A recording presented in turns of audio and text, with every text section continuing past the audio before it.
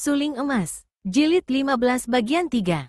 18 orang ahli perang itu berdiri dengan mata terbelalak kagum dan kaget. Kakek itu masih bicara dan sementara itu, dua batang anak panah seakan-akan telah mengenai dada dan leher, akan tetapi karena kakek itu bicara sambil menggerakkan kedua tangan, mereka tidak melihat bagaimana sekarang tahu-tahu kedua batang anak panah itu telah terjepit di antara jari-jari tangan kakek itu. Seorang panglima muda melangkah maju dengan pedang di tangan. "Engkau siapa? Berani memasuki tenda kami tanpa izin? Hahaha, Chiang Kun atau Panglima, engkau masih terlalu muda untuk mengenalku. Akan tetapi di antara kalian yang sudah tua tentu pernah mendengar namaku. Dahulu aku disebut Sin Jiu Ku Paong, seorang putra pangeran kerajaan Tang dan aku masih ingat akan Cao Beng, jenderal kerajaan Tang yang menjadi kakek jenderal Cao Kuangyin sekarang. Akan tetapi sekarang aku hanya seorang kakek biasa saja yang disebut Kong Lo Sengjin." Kagetlah semua orang yang berada di dalam tenda itu. Nama Sin Jiu Ku Paong memang amat terkenal. "Dengan cara bagaimana kau hendak mencampuri urusan kami, urusan tentara?" Kembali kakek itu tertawa. "Dalam urusan perang memang kalian ahli, dan menghadapi barisan tentu saja aku tidak berarti. Akan tetapi menghadapi kekerasan lawan, kiranya aku dapat banyak membantu. Misalnya, dengan mudah aku dapat melucuti belasan orang lawan. Kalian lihat baik-baik." Tiba-tiba tubuh kakek itu berkelebat menyerbu mereka. Kagetlah belasan orang itu. Mereka juga bukan orang-orang biasa, melainkan panglima-panglima yang sudah biasa bertempur, maka tentu saja mereka itu pandai ilmu silat. Melihat bayangan kakek itu berkelebat dekat, tanpa ragu-ragu lagi mereka lalu menggerakkan senjata mereka menerjang. Terdengar suara kaget bergantian dan dalam sekejap mata saja semua panglima dan perwira sudah kehilangan senjata mereka. Ketika mereka memandang, ternyata pedang dan golok mereka yang terampas secara aneh itu telah tertumpuk di atas meja dan kakek itu pun sudah duduk di atas bangku dekat meja sambil tersenyum-senyum. "Bagaimana? Cukup berhargakah aku menjadi sekutu kalian?" Mereka lalu duduk kembali mengelilingi meja. "Mengapa Lo Qianwei hendak membantu kami? Dengan maksud apa?" tanya seorang panglima tua, kini menyebut Lo Qianwei karena maklum bahwa kakek lumpuh itu benar-benar sakti luar biasa. "Dengan maksud apa?" Tentu saja dengan maksud menegakkan kembali kekuasaan Tang yang sudah runtuh. Jenderal Cao adalah keturunan dari pembesar tinggi bangsawan Tang, maka sudah sepatutnya jika beliau diangkat. Akan tetapi kalau dia menolak, kita bisa memilih lain orang. Bukan Cao Guanshui seorang di antara kita yang cakap menggantikan raja kanak-kanak dan ibunya.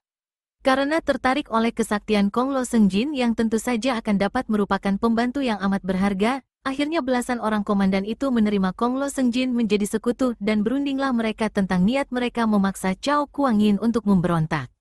Pada saat itu Jenderal Cao Kuangyin sendiri tidak berada dalam tendanya. Panglima ini keluar seorang diri dan kini ia berdiri termenung di atas sebuah gunung kecil, menatap angkasa yang dihias bintang-bintang gemerlapan. Bulan seperempat tampak doyong di angkasa. Berkali-kali panglima ini menarik napas panjang, kemudian ia menengadah ke langit dan keluarlah keluhan hatinya yang tanpa ia sadari terucapkan dari mulutnya. Liang, Tang, Qin, Han Kou, 5 kerajaan bermunculan, namun semua tidak berhasil mengamankan negara dan memakmurkan rakyat jelata. Ah, sekian banyaknya bintang bermunculan dan berjatuhan, tiada satu yang menyinarkan cahaya menerangi jagat. Bilakah akan muncul sebuah bintang yang demikian? Tiba-tiba terdengar keluhan orang lain yang disambung dengan kata-kata seperti sajak. Bila kepalanya benar, kaki tangan yang tidak baik pun dapat dimanfaatkan. Bila kepalanya tidak benar, kaki tangan yang betapa baik pun tidak ada manfaatnya. Segala sesuatu memang sudah dikehendaki Tuhan maka dapat terjadi, akan tetapi jika manusia tidak berusaha dan hanya mengandalkan kehendak Tuhan, tiada bedanya ia dengan pohon atau hewan. Cao Kuangyin terkejut, apalagi setelah menengok ia melihat seorang laki-laki gagah perkasa yang berpakaian seperti Tosu berdiri tak jauh dari situ, juga menengadah sambil menuangkan arak dari sebuah guci arak. Ucapan tadi bukanlah kata-kata biasa, maka Cao Kuangyin dapat menduga bahwa tentu orang ini bukan orang biasa pula.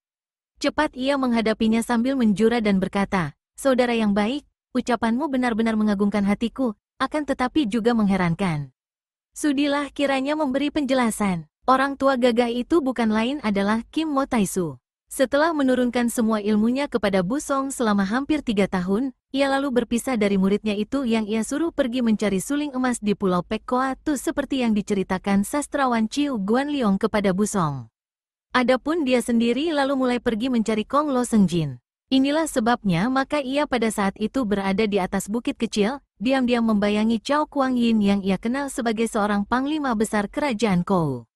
Kim Mo Taisu sudah mendengar akan semua urusan di kota raja, maka ia pun tahu bahwa jenderal ini memimpin pasukan besar menuju ke utara.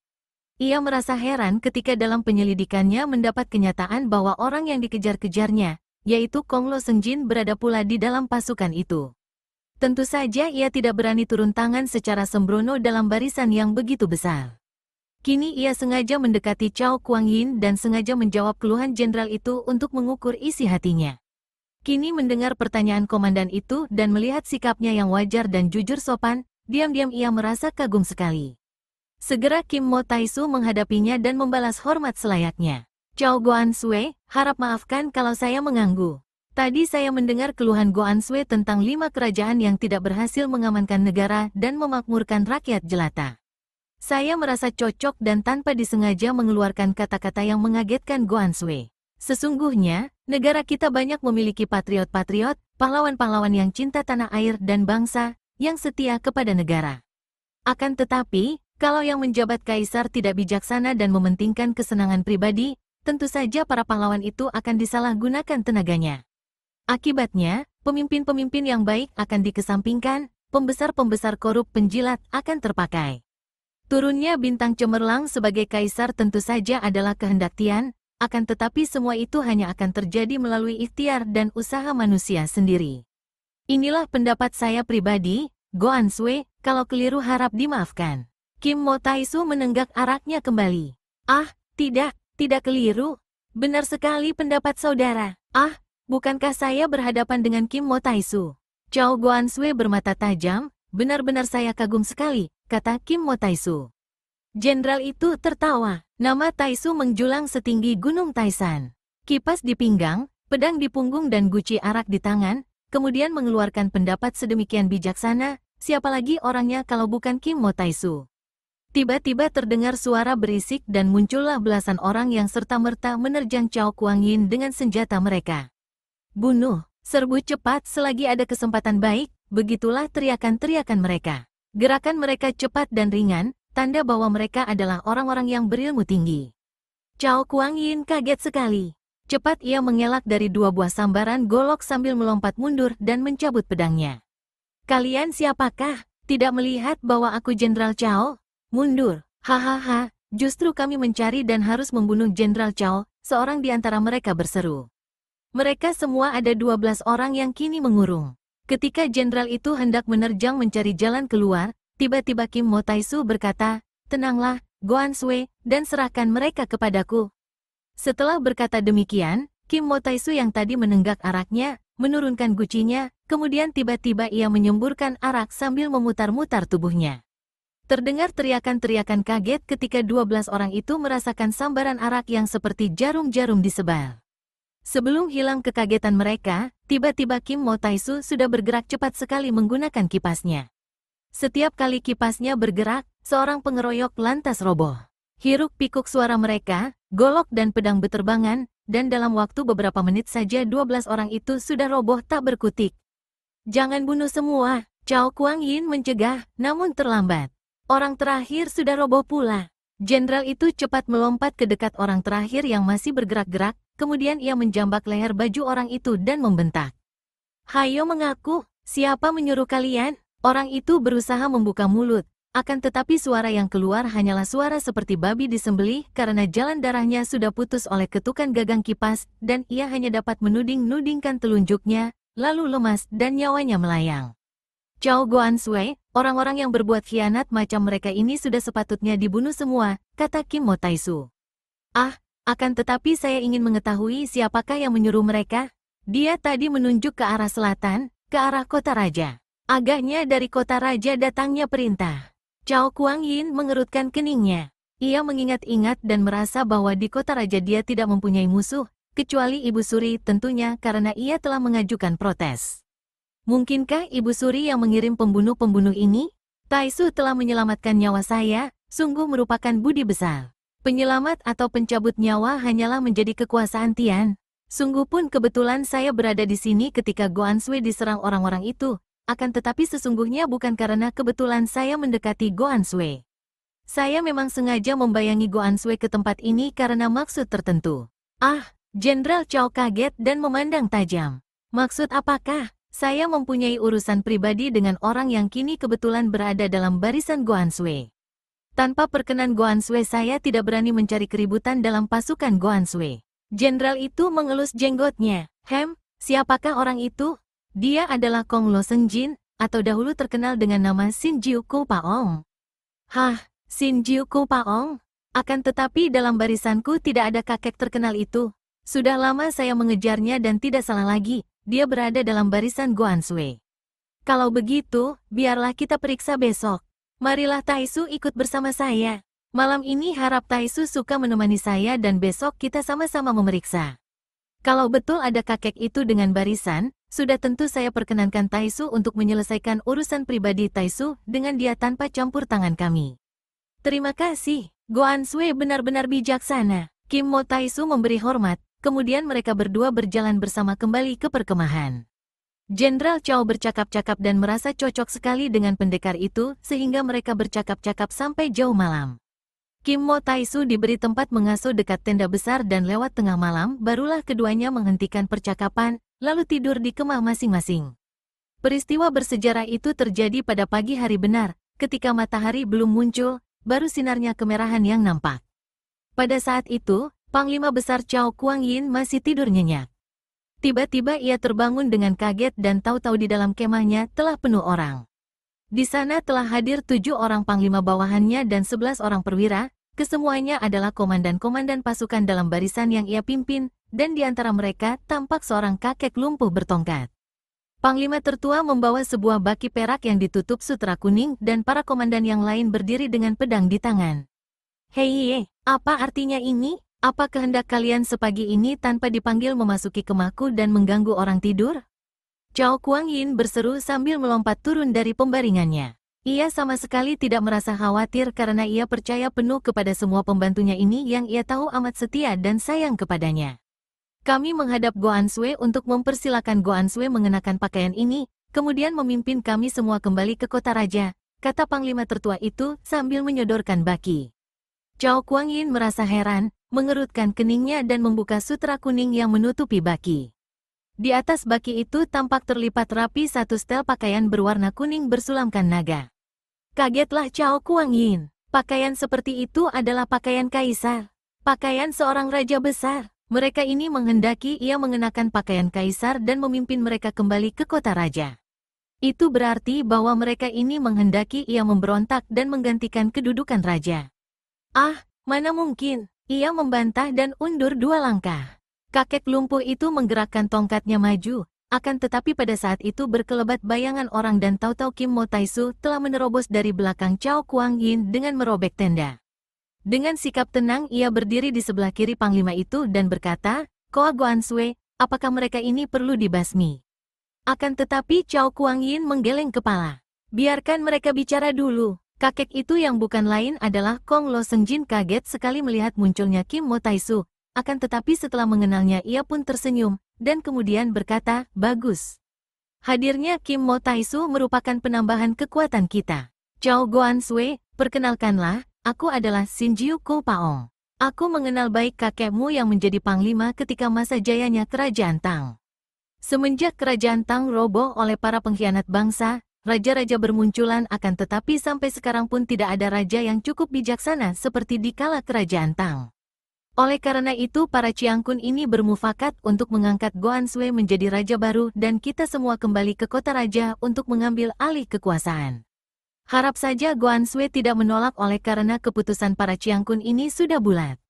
Dan karena hal ini cocok dengan cita-citaku, maka aku pun memasuki persekutuan ini. Kuharap saja tidak perlu aku harus menghadapi cucu bekas sahabatku sebagai musuh. Sebelum Chao Kuang Yin menjawab, Kim Mo Taisu yang sudah mendahuluinya, berkata kepada Kong Lo Sengjin atau Ku Paong, Kong Lo Sengjin, tak perlu kau ikut bicara karena kata-kata dan perbuatanmu hanya berdasarkan kepalsuan belaka, sama seperti pengkhianatanmu menyuruh bunuh istriku. Biarkan Chao Goan Sui berurusan sendiri dengan para panglimanya, dan nanti setelah selesai, akulah yang akan berurusan dengan kau.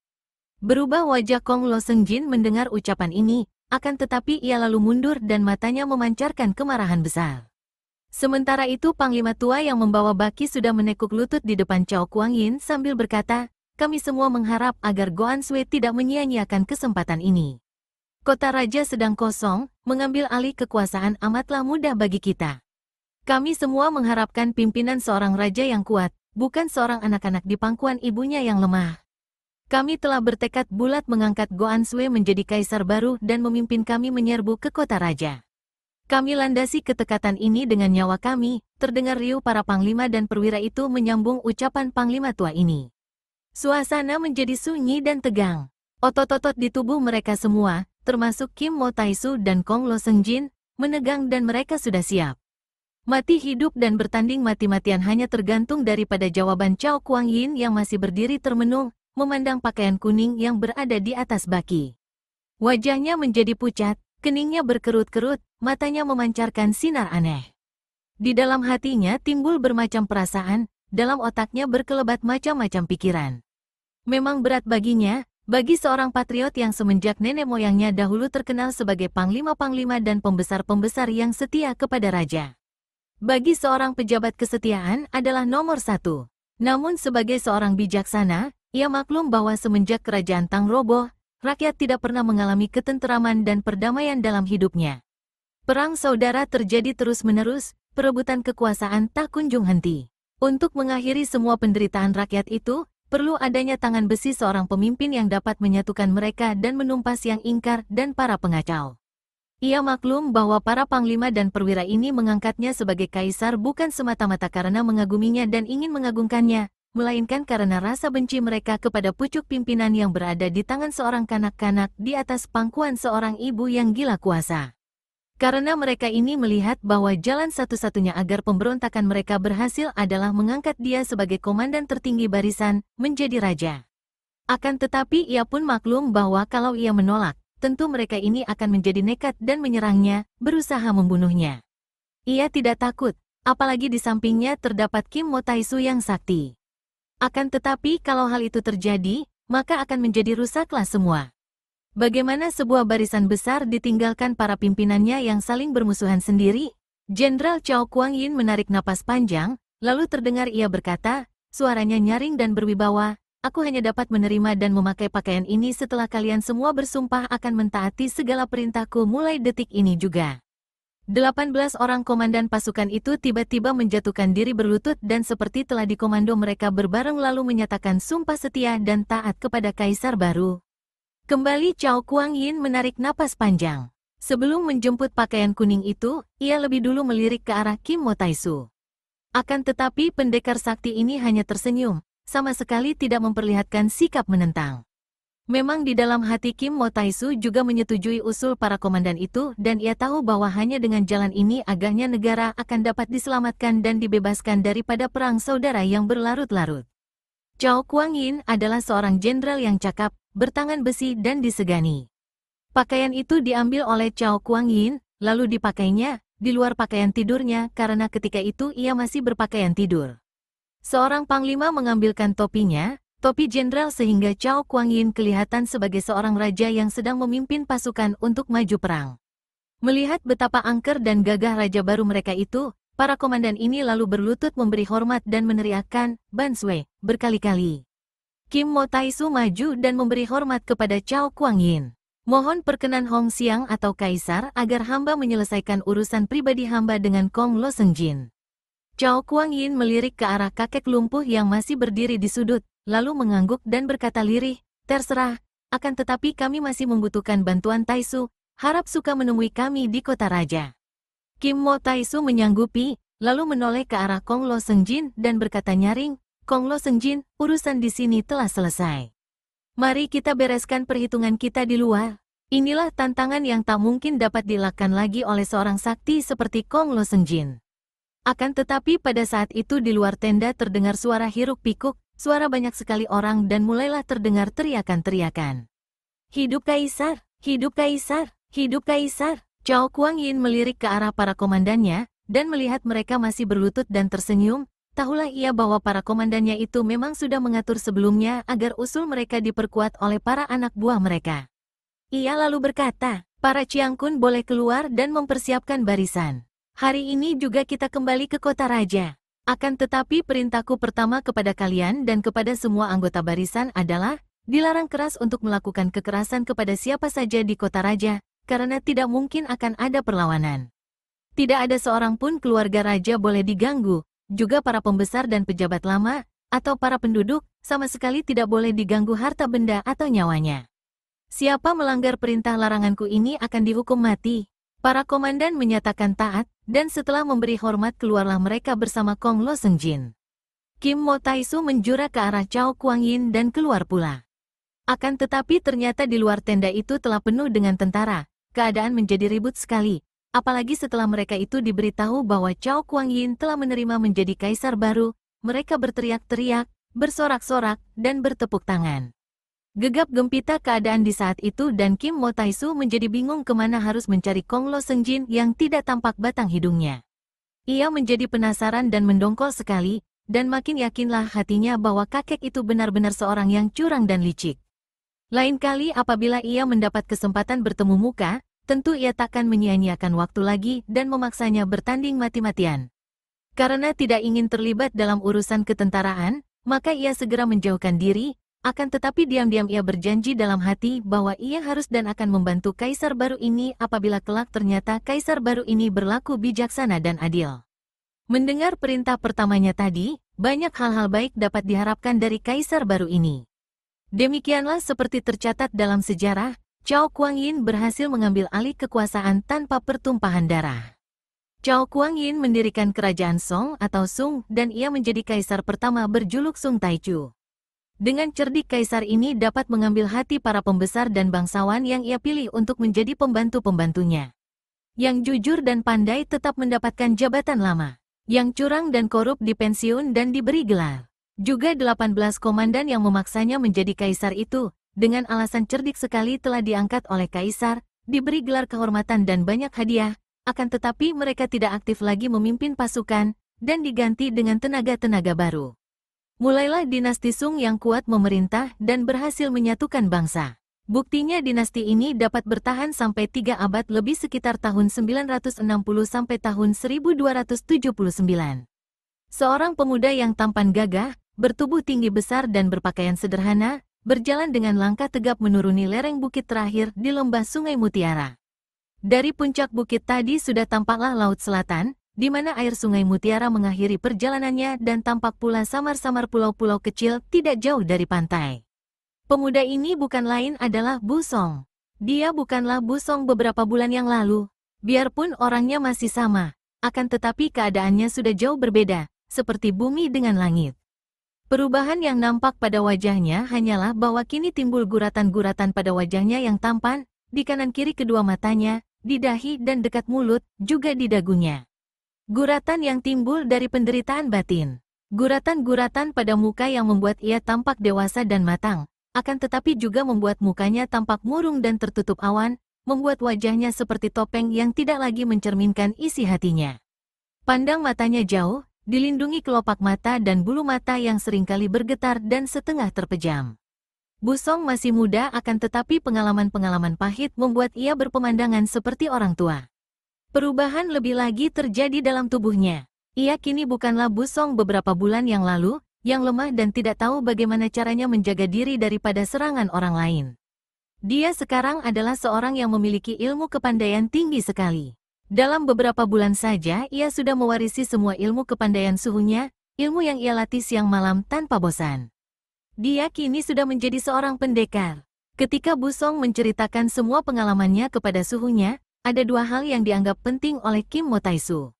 Pertama tentang kekejian Kong Lo Sengjin yang menyuruh anggota Hui Tupang membunuh istri Kim Mo Taisu. Kedua adalah tentang kitab kuno pemberian sastrawan Chiu Guanliong dan cerita kakek sastrawan itu akan suling emas yang berada di tangan sastrawan Chiu Bun dan yang menurut kakek itu berada di Pulau Pek Koatu di Lem Hai. Melihat kitab itu, Kim Mo Taisu menarik napas panjang dan berkata kepada muridnya yang telah ia gembleng selama beberapa bulan dengan hasil baik sekali. Bu Song, kitab ini biarpun hanya terisi sajak-sajak kuno, akan tetapi sesungguhnya merupakan pelajaran ilmu yang luar biasa. Kuncinya berada pada suling emas itulah. Hal ini pun sudah ku ketahui dan juga diketahui oleh semua orang Kang O. Memang aneh sekali mengapa Bu Ke Xiansu menghadiahkan benda-benda seperti itu kepada dua orang sastrawan lemah. Memang suling dan kitab itu adalah pegangan para sastrawan, akan tetapi di balik sajak dan suara suling, terdapat daya yang hebat sekali dan yang dapat dipergunakan orang jahat untuk memperhebat kepandaiannya. Kau telah berjodoh dengan kitab ini dan sudah dipilih oleh mendiang sastrawan Chiu Guan Liong, maka sudah menjadi kewajibanmu untuk mencari suling emas itu ke Pulau Pek Koatu di Lemhai. Pesan Kim Mo Taisu inilah yang menjadi sebab mengapa pada pagi hari itu Bu Song telah menuruni bukit di lembah Sungai Mutiara. Pulau Pek Koatu adalah sebuah di antara pulau-pulau kecil di muara Sungai Mutiara itu, di Lemhai atau Laut Selatan. Dengan kepandaiannya, Bu Song dapat melakukan perjalanan cepat sekali dan menjelang tengah hari ia telah tiba di pantai muara Sungai Mutiara. Suhunya telah memberitahu bahwa Pulau Pek Koatu adalah pulau yang ketiga dari timur, yang tampak dari situ sebagai pulau yang paling kecil, akan tetapi agak panjang dan bentuknya berliku seperti tubuh ular. Juga dibandingkan dengan pulau lain, pulau ini tampak putih warnanya, atau lebih muda warnanya, maka inilah agaknya pulau ini disebut Pek Koatu atau Pulau Ular Putih. Demikian pikir Bu Song. Pemuda ini sama sekali tidak tahu bahwa bukan hanya karena bentuknya seperti ular putih maka pulau itu disebut Pulau Ular Putih, melainkan karena di atas pulau itu memang terdapat semacam ular berkulit putih yang tidak terdapat di tempat lain, ular yang amat berbisa. Selagi Bu Song bingung karena tidak tahu bagaimana ia harus menyeberang ke pulau itu, tiba-tiba hatinya girang melihat seorang nelayan mendorong-dorong perahu kecilnya di atas pantai berpasir. Agaknya nelayan ini hendak berlayar mencari ikan. Bu Song segera berlari menghampiri lalu berkata, "Towako, apakah kau hendak berlayar?" Nelayan itu kaget. Daerah ini amat sepi, biasanya tidak pernah ada orang. Maka heranlah ia melihat seorang pemuda yang bersikap halus seperti orang kota dan suaranya agak asing, dengan lidah orang utara. "Betul, seperti biasa saya hendak mencari ikan," jawab nelayan itu sambil memasang tali layar dan bersiap-siap. "Kebetulan sekali, Towako. Kau tolonglah aku menyeberang ke pulau itu. Berapa biayanya pulang pergi?" Nelayan itu tidak segera menjawab, melainkan memandang ke arah pulau yang ditunjuk Bu Song. Berkali-kali ia menoleh dari Bu Song ke pulau itu, memandangnya bergantian lalu bertanya, "Kongcu, pulau yang mana?" "Itu yang ketiga dari kiri, Pulau Pek Koatu." Wah, tiba-tiba wajah nelayan itu menjadi pucat dan ia memandang Bu Song dengan mata terbelalak. Bu Song merasa tidak enak hatinya. "Towako, kenapa?" Dengan suara tergagap nelayan yang berusia hampir 40 tahun itu bertanya, "Kongcu, mau apakah pergi ke pulau itu?" Sungguh aneh, muka yang menghitam karena sering dipanggang terik matahari itu kelihatan ketakutan ketika memandang Bu Song.